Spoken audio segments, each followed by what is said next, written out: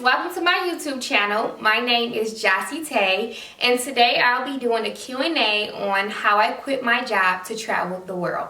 Before we jump into everything, I just want to say thank you. I quit my job over a little 3 months ago, and I've received so many positive words, so many positive messages, just positive impact from what I've done from you guys, and I'm so appreciative, and I just want to say thank you. Thank you for providing me with the questions today in order to do this Q&A. Like, I really appreciate it, and you know, y'all are bomb.com. So we're just gonna jump into everything. I received many questions, and like I said, I'm appreciative, and I wrote them all out. So let's get started with question number 1. The first question is, how are you able to quit your job and travel? Great question. I got it several times. So how I was able to quit my job. I just want to give a little bit of background. So I worked in IT and project management as an IT professional. That was my first job out of my undergrad. Go Green, went to Michigan State. And I was there for about 5 years. I was there for 5 years, and when my 5-year mark came up, I always knew that I didn't want to be there for 5 years. So once that came, I was like, okay, Jossie, it's time to make some choices. What do you want to do? What interests you? Like, you know, you don't want to retire from this place, and you have this entrepreneurial mindset. So what's going on, girl? So I made a list of the things that interested me the most, and I ranked them, and my top 2 things was cooking and traveling. So what I did from that is I figured out, well, how will I make this a part of my life and what I want to do for the time being. And that's kind of just how I got into the whole quitting my job and traveling thing. Like, I didn't want to retire from this place. It was just a means to an end. Like, I was just kind of following the route of what we were supposed to do, go to college, get a job, blah, blah, blah, blah, blah, blah. But that's never what I really wanted to do. So once I maxed out got fully vested in my 401k, and I was able to leave, that's exactly what I did. And it took a lot of prayer and just meditation and just soul searching in order to come to that decision. But honestly, one of the best decisions I've ever made. Like, when you follow your heart and do something that God is telling you to do and you want to do, it makes it all worth it. So that's how I quit my job and I started traveling. My next question is, why did you travel alone? Good question. So I am a type A planner. I'm a very planning person. I like to know, what are we going to do? What's the plan? I guess that's the project manager in me. But I always plan things. So in my research of traveling and traveling alone, in other countries, this is their thing. This is what they do. This is what they do. It's called their gap year. And before they either start college, once they finish college or high school, any big moment in their life when they're younger, they'll do this thing called a gap year, and they'll travel on their own, and they'll go to these different parts of the world for anywhere from 3 to 12 months out of the year, and they'll travel. So I realized that, hey, traveling alone isn't a bad thing, and in other countries other than the US, it's something that's encouraged, and it is something that's just a thing. It's a regular thing. So just in my research and knowing that I will be okay, especially the part of the country that I picked, Southeast Asia, very safe place, very safe place. It just made me feel more comfortable in solo traveling, and I'm very comfortable within myself and my decisions. So it made it just a little bit more easier to make that decision in traveling alone. So good question. Question number 2, did you save a certain amount before leaving, and was it expensive? Great question. So yes, I did save up money. Giving a little bit more background about myself, I've always been a person who was very money oriented, and what I mean in regards to that is that I always made sure that I was on top of my bills. I was always a saver. I never lived outside of my means. So I always was in a position where I could spend money on the things that I was interested in without having to, how can I say this, fall aside on things that matter, like my bills. So yeah, I saved some money before I left. Like, I budgeted out on how much I wanted to spend on this trip and how much it would cost and how much my bills would be for the next 6 to 12 months. So yes, I did save, and I put myself in a predicament where I wouldn't be in a messed up place because I quit my job. Like, I minimized all my bills. Like, literally now, the only thing that I pay for is my car note, my insurance, and my phone bill. Yeah, thank you, Jesus. I'm really blessed. And when I was gone, my grandmother took care of my car note and my insurance because she drove my car, so I only had to worry about my phone bill. So I really didn't have a lot of expenses to worry about, but that still comes from me not having any debt and me putting myself in a position where I didn't have to worry about money because I lived outside of my means. Was it expensive? Southeast Asia, no. Southeast Asia was not expensive, and that's another reason why I picked that part of the country to solo travel in first. Your American dollar goes really far. So to give you guys an example of what I mean by that is my average meal that I would spend for lunch or dinner or whatever it may be, $2. And this is for a full spread, like noodles, drink, whatever else other sides that you wanted, vegetables. You wouldn't pay more than $2.50, and you will be full. So the cost of living over there was very, very cheap. So you were able to make your American dollar go really far. And I also lived like a local. I didn't live like I was on vacation. So I was able to expand my dollar even further. So that answered my questions. And was it expensive? Next question, question number 3. Did you go through a travel company? No, I did not go through a travel company. Like I said before, I'm a type A planner. I've been to a good handful of countries, and I've always like planned the trips out. Like, if me and my friends take trips, I'll plan it out. Like, that's just my thing. I'm comfortable in it. I'm good in it. I like doing it. So I planned all of this out. My first 6 weeks with me being a type A planner and like knowing how things goes, I planned my whole 6 weeks out from the T, like completely everything. And that was like the worst thing I could have done because it didn't give me a lot of flexibility of staying somewhere that I may have liked or leaving somewhere I didn't like, or just didn't give me a lot of flexibility to move around. So after those 6 weeks were up that I planned before I left, I literally was just planning on the fly, planning as I went. And as solo traveling by yourself, like, that's the best thing to do, because as you meet new people and as you learn new things, you get more information about places that you have or hadn't been, and it kind of gauges on what you're gonna do or where you're gonna stay. So no. So to answer the question, I planned all of this on my own, and it was great. Like, I wouldn't have done it any other way. And you kind of, going through travel companies, you kind of get slighted a bit because they charge a certain amount of money for their time in planning that. So it's just best to plan stuff on your own. Like, it takes a little bit more time, but like I said, I enjoy doing that type of stuff. So it wasn't bad for me at all. Next question, where did you stay? Dun, dun, dun. So I stayed in homestays and Airbnbs, homestays, and I stayed in hostels. And it was great. Like, so let's just start with the hostels. Hostels are these things that have this negative connotation, like, oh, it's dangerous, it isn't safe, you're staying in a hostel, oh my God. No, like, hostels are like legit. What I like the most about hostels is that it gives you this sense of community. So like I said, in other countries, there are so many other younger people traveling because this is their gap year and they stay in hostels. They want to stay in somewhere that's affordable, right?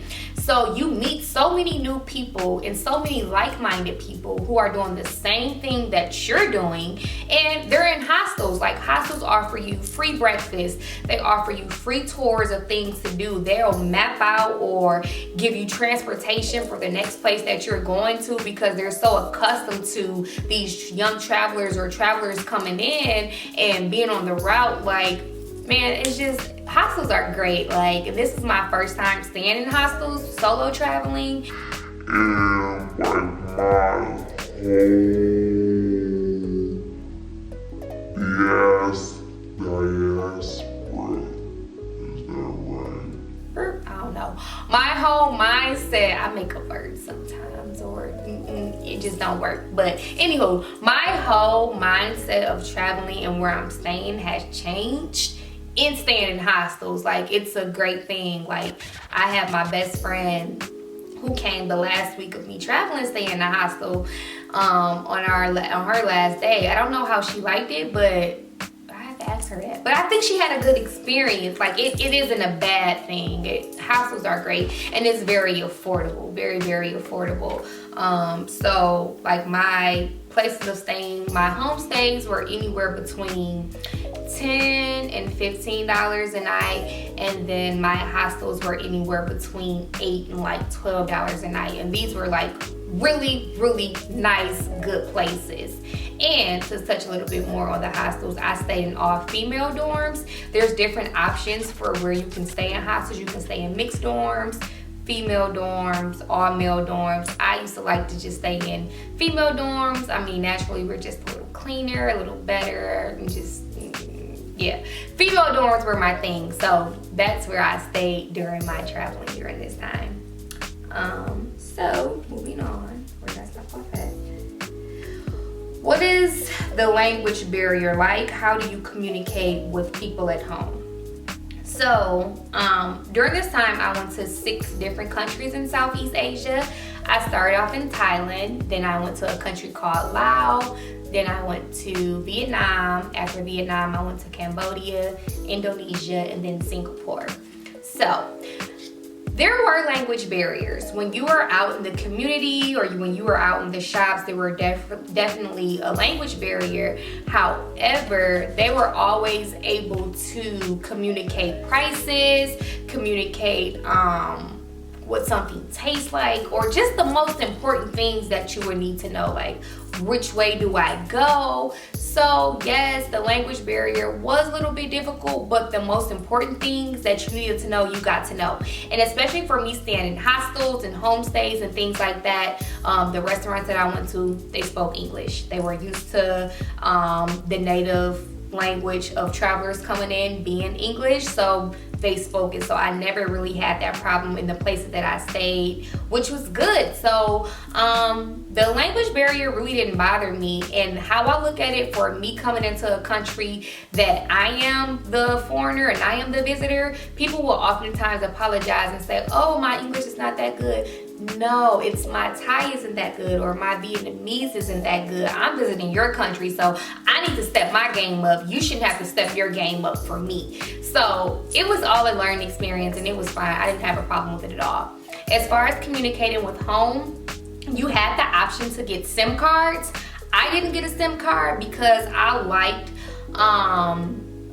having the autonomy, and I liked having just not being connected with home. Like, I miss my friends and my family, but I could always talk to you guys when I was connected to my Wi-Fi.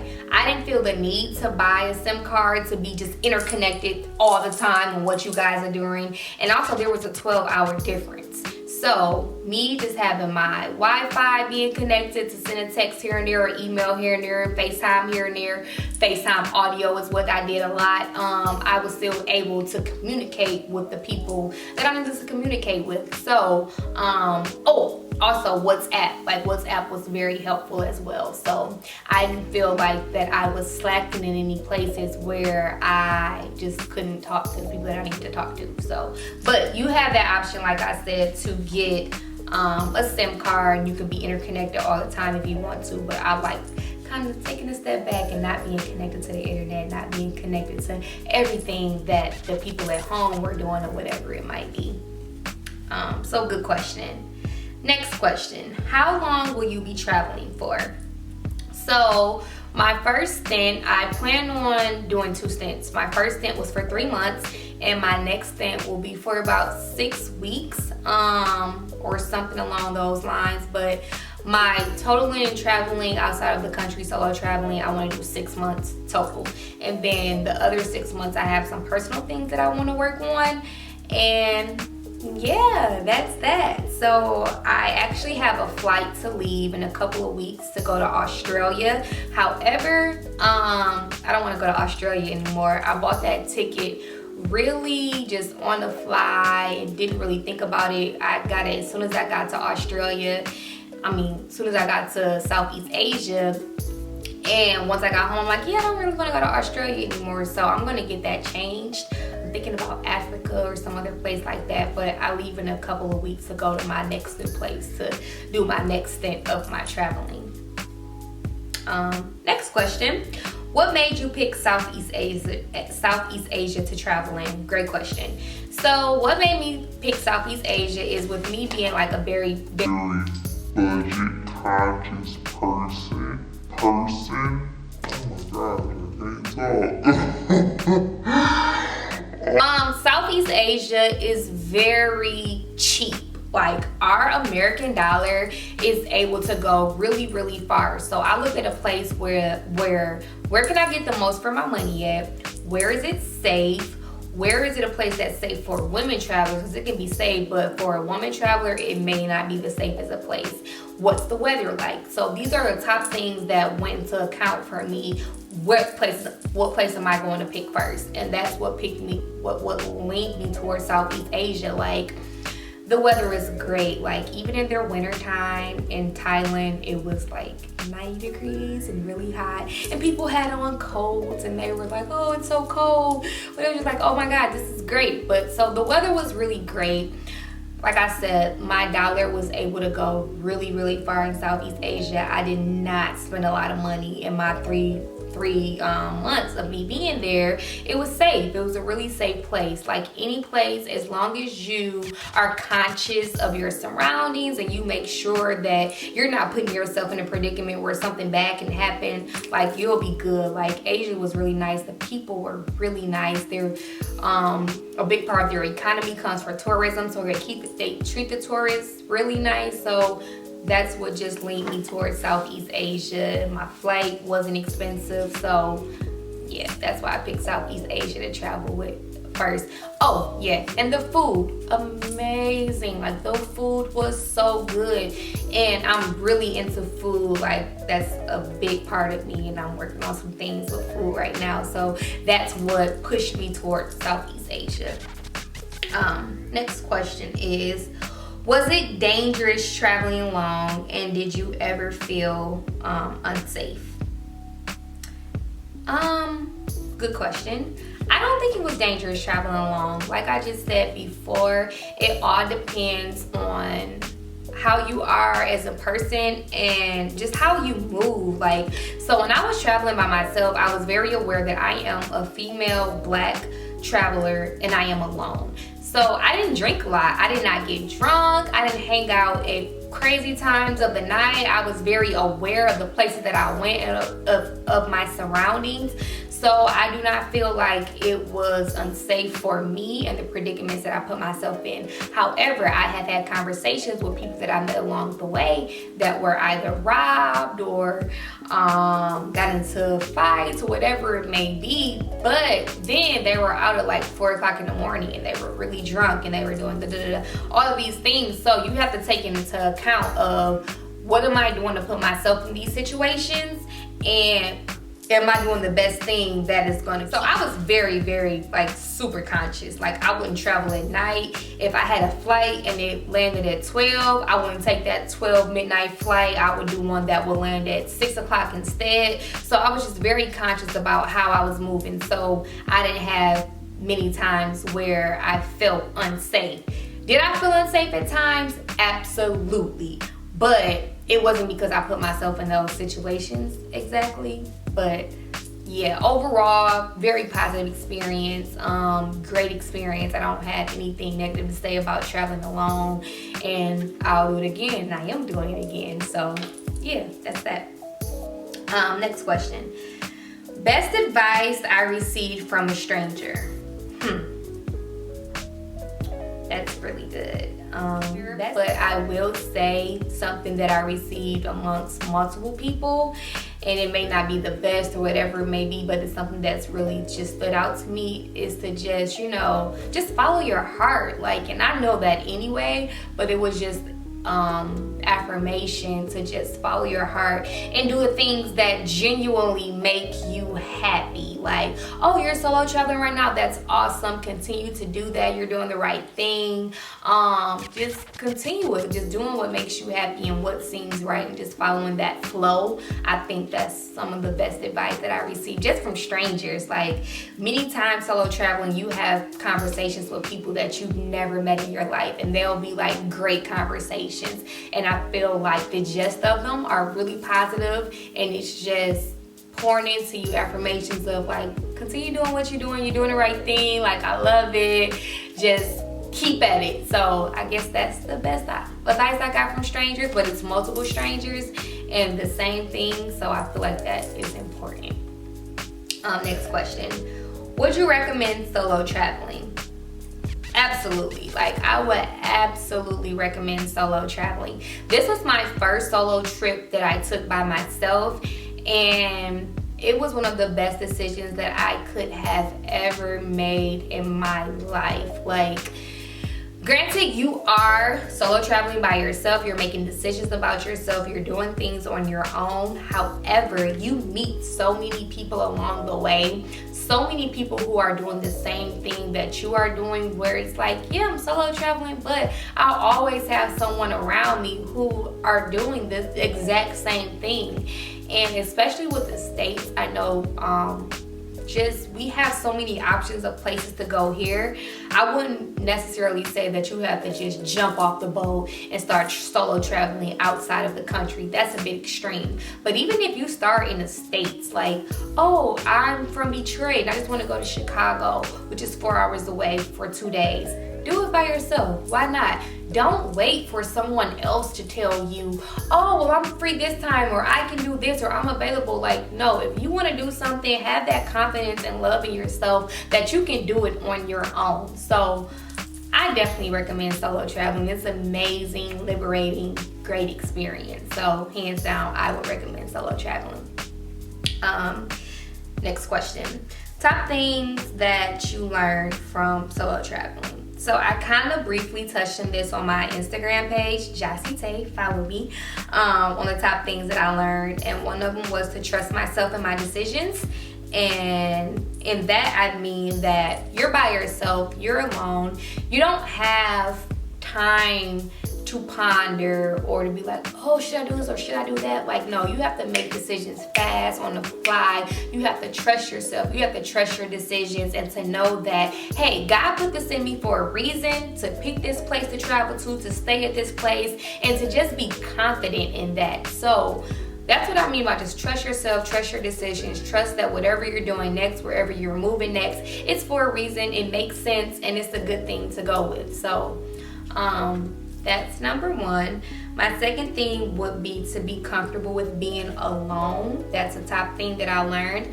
Like, I was always one of those people. I wouldn't say that I was a loner or anything like that. Always very social, but I always liked my time and I really enjoyed myself. I always felt like the relationships in my life and around me, if you weren't making me feel the way I feel about myself or elevating me, then you were like dead waste in my life. Like, sorry, don't mean to sound selfish or anything like that, but no, like, I feel like you are who you surround yourself around, and you are who you feel about yourself. So I was always very confident, and I am always just very comfortable with myself and just being alone and enjoying my company so much. However, when you're solo traveling, you're literally by yourself. Like, you meet new people, but they're from different countries, so it pushes you into this space where you are loving yourself and you are appreciating yourself to dimensions that you wouldn't even like think about. Like, so that's something that I just really enjoyed about solo traveling. Like, Jocy, girl, I love you. Like, I love you so much. Like, that's the conversations that I have with myself, and I've just come to accustomed to, like, with solo traveling. Like, and I feel like if you aren't comfortable with yourself, with your own time, if you aren't comfortable with doing things on your own, which I understand could be very uncomfortable, but get comfortable with doing that, because self-love and comfortability and all of those things start with yourself. If you don't have that within you, how are you able to give that to other people, to the other relationships in your life, to your boyfriend, to your sister, to your mother, your father, whatever it may be? Like, what you feel about yourself and how you feel within is what you exude to other people. So that's my little 2 cents on that. Next is top things that I learned was money doesn't matter. So this is a good one. So what I mean in regards to money doesn't matter, I feel like in the States, America, where I'm from, we are so money driven. The things that we do is always on how we're going to captivate another dollar or whatever it may be. It's just so money. However, when you're traveling alone, when you're experiencing these different countries and these different places where they have absolutely nothing.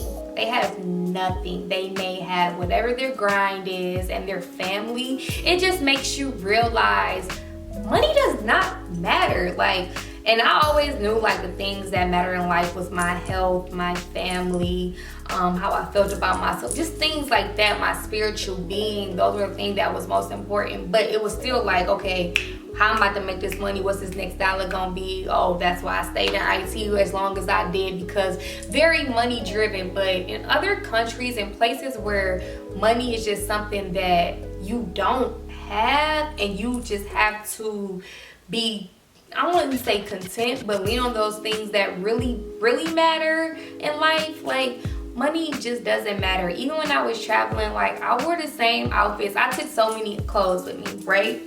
I wore the same outfits weekly, like, and I just rewashed them and recycled them. Like, even something as small as my outfits here, you may get caught up on, oh, I can't wear this again, or so and so is gonna, no, like, none of that matters. Like, you do what you need to do to stay alive for a means too. Like, it's not to impress anybody, it's just to take the most out of life. I felt like with my experience, and it wasn't because of money. Don't get me twisted. Like I said, you need money to survive, but it isn't the most important thing. Like, money was just not one of those, and especially with me not having a job right now, I just feel like there are so many more important things other than money. Like, what's your passion? What's your purpose? What do you really care about in life?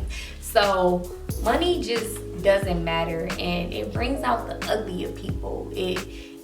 People aren't authentic when money is involved. Like, I feel like I am one of my most authentic self now that I don't have this money coming in every 2 weeks that I know that it's gonna come and what I'm gonna do. Like, I'm really living my most authentic self, and I have to say that money is an influence in that. So money don't matter, man. Like, you need it to do certain things, but it's not the means to all. So yeah. Next question. What were your highlights and your lowlights while traveling? Great question. Traveling along 3 months, my highlights were definitely just meeting new people. Like, I love to meet new people. I love to foster relationships. Like, I love to get new friends, just get new perspectives. So that was definitely a highlight for me. And also what was so cool is that for me traveling during this time and visiting these six countries, they call it the banana trail. So I will oftentimes come into contact with people that I've met like, 3 weeks ago. And they'll be like, oh, hey John, or hey Jackie, or whatever it may be. Someone who I connected with, had a really good conversation with, and then I would see them again and we would just, pick back up. And it was just this sense of community, and it was this sense of like traveling family. So that was just so dope, just so dope. That was definitely a highlight, just meeting these new people, building these relationships, learning about the cultures, building relationships with people from the specific country that I was in. Like, the people were phenomenal, and I built so many great relationships. So that was just definitely the highlight, just talking and learning about them, learning these new things. That was a highlight for me. A low light, that's a little bit tough. I can't really think of a low light, but I guess the low lights is the time that I went, it was right before Thanksgiving. So I guess going through the holidays without my family and friends would be considered a low light. Like, I did Thanksgiving, Christmas, New Year's, those things where I was like, oh man, I wish I was with my friends. I wish I was with my family, my loved ones, like the people who knew me, I related to the most, like that I had these traditions with during this time. I guess that would be the low light. But that would immediately get flipped, because then I would just, get my confidence in myself, the relationships that I had built, and just lean on those people and talk to those people. So I don't really think I had like a low light, and I guess it was the times that something unfortunate happened that would happen to travelers, a scam that you don't know about or whatever it may be. But I don't look at that as a low light. I look at it as a lesson, and then it's kind of funny, like, really, like, this really just happened, like, this is a joke, like, really, this happened to me. The ego starts talking, right? But yeah, I don't really think it was a lot of low lights. But good question. Next question is the scariest thing that happened to me. That's a really good question.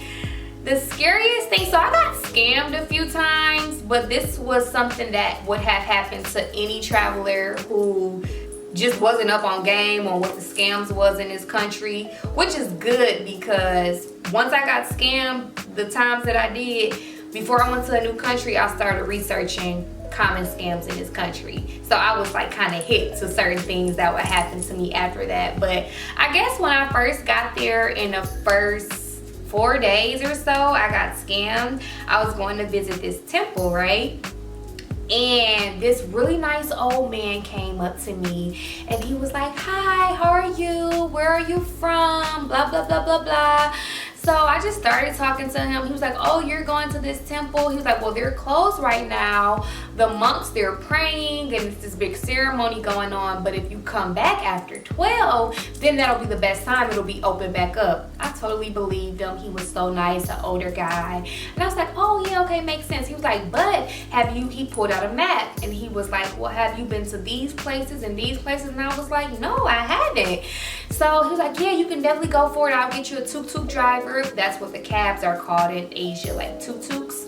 And they'll take you there only for 100 baht, which is about $4 US. So I'm like, oh, 100. I'm like, I can't do 100, but what about 50 baht? He was like, okay, we can do 50. So I'm like, cool. Like, I done got a nice little deal. I can go to these temples that I haven't been to before.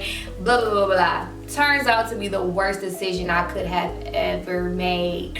So basically, the tuk-tuk driver, he drove me around. He drove me from the temple. It was about 15 minutes out, and I'm just like, damn, like, I don't think this is a good idea. Like, Jocy, why would you just get in a car with someone that you don't know? He just told you all of this stuff. Why did he know English? Why did he just come up to you? So I'm like, yeah, I'm probably either about to get robbed, killed, sex trafficked. I was thinking the worst. So that was a really scary time for me. Turns out that the guy takes me to this temple somewhere that is just like a little hole in the wall.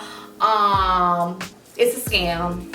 long story short, it's a very long story, but it was a scam. They took me to this jewelry spot to try to buy jewelry, to try to buy a suit, and I didn't end up buying anything. I just kind of lied like, oh, I don't have any money. My boyfriend has all the money. Mind you, I had like $2,000 in my backpack. So if they would have took my backpack or whatever, like that's when I was carrying everything on me, like my passport, all of my money, all of my cards, like it would have been bad. So I was really terrified. Like I was just thinking the worst, like if anything happens to me right now, like I felt like I put myself in this crazy situation that is just gonna be bad. But ended up finally going back to the place. The old man was nowhere to be found. I gave the guy his little 50 baht.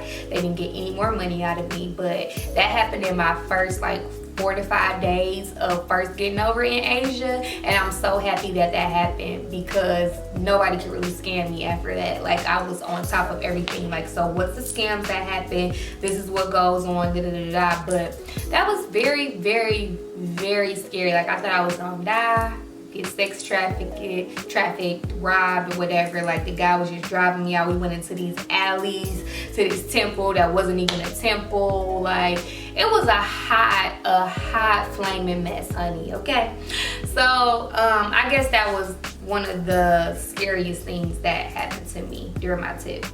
And I think that's about all the questions that I have. And just to give like just a little wrap up and just advice, I just want to encourage everyone to get outside of their comfort zone. When you do something that makes you uncomfortable, that is when you get pushed to new heights. Like you reach new levels, especially with traveling. Like being from Michigan, being from Detroit, there's so much more world out here, so many things that we can experience that I feel like Detroit is its own world in itself to me. Like there's no place like Detroit. However, there's so many great other places for us to experience, and it's this misconception behind traveling that it's expensive. Traveling is only as expensive as you make it, right? When I travel, I live like the locals, especially out the country. Like I'm trying to take in how are they living. So I'm living like them. I'm not spending all my money on bottles and liquor and trying to do stuff for the gram. No, I'm really taking in the experience. So one, just travel, get outside of your comfort zone. Even if it's not out of the country, travel to somewhere within the states. There are gyms within the United States. Just travel within there. Like if you, like I said, you being from Detroit, you're about 4 hours away from Chicago. Go to Chicago for a weekend. Visit Chicago, visit the museums, visit the different things there. Like just travel, get outside of your comfort zone and know that you can do it. Like when I say it's not expensive, how much money do you spend on food? How much money do you spend on that new Gucci bag or that Off-White or whatever the new fad is, whatever it may be? You spend your money on what you want to and you make excuses for what you want to. So get outside of your comfort zone, travel, travel, travel, do it. I'm here to give you advice, to share my experiences, whatever it may be. So that's about it. I don't think I have anything else. Just get comfortable with being uncomfortable. Create the life that you want. You can create the life that you want. You do have options. You are in control.